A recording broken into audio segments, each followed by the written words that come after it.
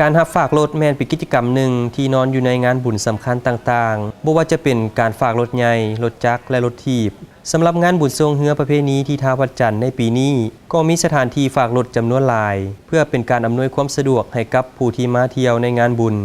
ซึ่งนับแต่เส้นทาง3แยกปากประซักไปหาเส้นทางห้องหมอมโหสถแม้นจะพบเห็นสถานที่ฝากรถเป็นจำนวนหลายและปีนี้ทางคณะรับผิดชอบได้ออกข้อกำหนดเกี่ยวกับราคาฝากรถให้ผู้ประกอบการรับฝากรถคือรถใหญ่แม่น 15,000 กีบรถจักร 5,000 กีบและรถถีบ 2,000 กีบแต่ในตัวจริงพบว่ามีหลายสถานที่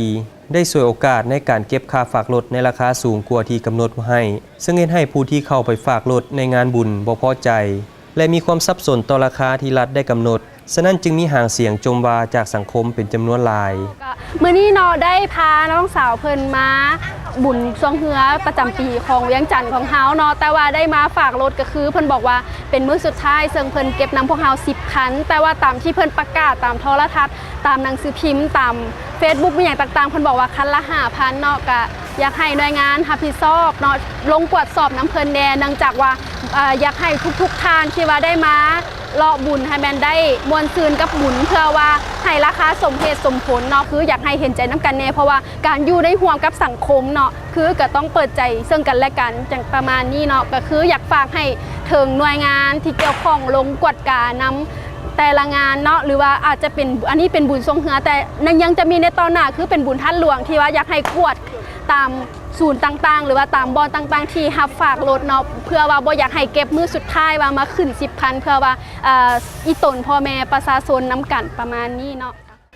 ต่อกับปัญหาดังกล่าวก็อยากฝากให้ภาคส่วนรับผิดชอบเอาใจใส่ในการแก้ไขอย่างจริงจังพร้อมทั้งมีมาตรการอย่างเข้มงวดต่อผู้ที่ละเมิดและต้องมีการลงกวดกาติดตามอย่างรัดกุมเพื่อเฮ็ดให้ราคาฝากรถเป็นเอกภาพกันแนะใส่บ่ให้เกิดช่องว่างในการฉวยโอกาสขึ้นราคาของผู้ประกอบการและเฮ็ดให้คำสั่งที่กำหนดออกมามีผลศักดิ์สิทธิ์อย่างแท้จริงนอกจากปัญหาค่าฝากรถแพงแล้วในบุญออกพรรษาปวารณาและทรงเฮือที่ท่าวัดจันทร์ในปีนี้ยังมีเหตุการณ์ลักทรัพย์และเด็กน้อยพัดหลงจำนวนหลายซึ่งในตลอด3วันของการจัดงานบุญออกพรรษาปวารณาและทรงเฮือประเพณีที่ท่าวัดจันทร์ตั้งแต่วันที่4-6 ตุลาผ่านมานี้ได้มีประชาชนเข้ามาแจ้งต่อคณะกรรมการป้องกันความสงบจำนวน10 กว่าคนที่ถูกลักทรัพย์ภายในงานบุญโดยส่วนใหญ่จะแม่นแม่หญิงด้วยวิธีการแหกกระเป๋าและจกเอาทรัพย์สินที่มีค่าเฮ็ดให้มีเงินเสียหายทั้งหมด11 ล้านกว่ากีบพร้อมทั้งเครื่องของและวัตถุที่มีค่าจำนวนหนึ่งตอนใดตอนซื้อเครื่องบ่ตอนเฮาย่างกับลูกเฮา2 คนย่างไปตามทางเนาะโดยเสียเงินเท่าใดเนี่ยล้านนึงก็เป็นอย่างแน่อยู่ในกระเป๋าก็มีรูปผัวเฮากับลูกสาวเห็นหน้าคนท้ายบ่เห็นรู้สึกว่าตอนที่เขาเจ้าล้วงกระเป๋ารู้สึกแต่หักบ่เห็นคนแย่กันหลายแล้วเฮาก็เลยบ่เห็นถึกลักตนอยู่บนคนหลายๆบ่โดยอยู่บนคนหลายๆเลยอยู่แถวใดอยู่แถวกกไฮแปดอนจันทร์ใกล้ซิฮอดวัดนะแล้วเฮาสิไปซื้อเครื่องนี่หั่นแล้วพอดีซากกระเป๋าของเฮาบ่ฮู้บ่แฮกตอนใดหันหาก็มาเห็นหันตอนมาเมืองสวงเฮือนี่หาก็ฮู้ย่านบนเขาเล่นกลุ่มนี่นะเขาเป็นทางมันแท้อยู่จุดนั้น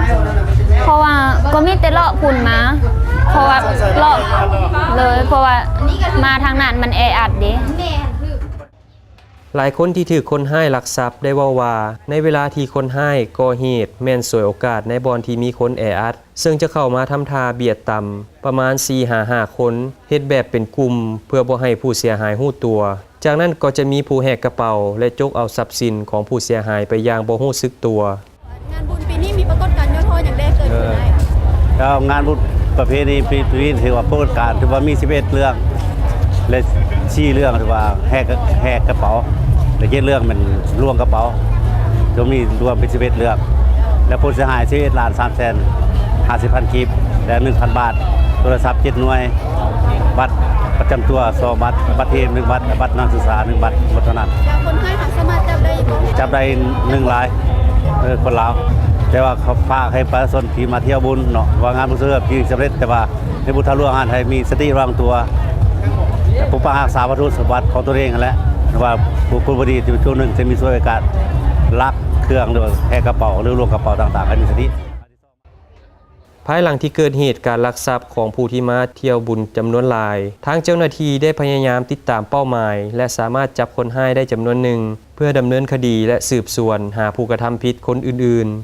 นอกจากเหตุการณ์ลักทรัพย์แล้วก็ยังมีเด็กน้อยพลัดหลงจากพ่อแม่ผู้ปกครองจำนวนหลายในเวลาพาลูกหลานมาเที่ยวบุญซึ่งส่วนใหญ่เกิดในเวลาที่ย่างไปบอนที่มีคนหลายๆแล้วเกิดการพลัดหลงจากลูกหลานหรือบางคนกำลังซื้อเครื่องของอยู่ก็ลืมจับแขนลูกหลานแล้วพาให้หลงกันไปคนละทางเมื่อเจ้าหน้าที่และพลเมืองดีเห็นก็นำมาแจ้งต่อคณะกรรมการเพื่อประกาศหาพ่อแม่ผู้ปกครองซึ่งนับแต่วันที่ 4-6 ตุลาในระยะจัดงานบุญได้มีเด็กน้อยพลัดหลงจำนวนทั้งหมด100 กว่าคนซึ่งอยู่ในอายุระหว่าง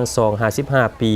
เด็กน้อยส่วนใหญ่แม่นบ่จื้อชื่อและเบอร์โทรศัพท์ของผู้ปกครองเฮ็ดให้ใช้เวลาดนก่อนที่พ่อแม่จะฮู้และมารับเอาบางคนห้องให้หลายชั่วโมงรอท่าพ่อแม่มารับจนอิดเมื่อยและนอนหลับไปเองก็มีพอได้เห็นผู้ปกครองมารับต่างฝ่ายก็โดดโอบกอดกันด้วยน้ำตาแห่งความดีใจฉะนั้นในการพาลูกหลานมาเที่ยวงานบุญต่างๆผู้ปกครองควรมีสติเบิ่งแยงลูกหลานให้ดีสิ่งสำคัญต้องเขียนชื่อที่อยู่และเบอร์โทรศัพท์ของพ่อแม่ผู้ปกครองใส่ถุงส่งถุงเสื้อของลูกหลานเสมอเพื่อสะดวกในการติดต่อหาในเวลาที่พลัดหลงกัน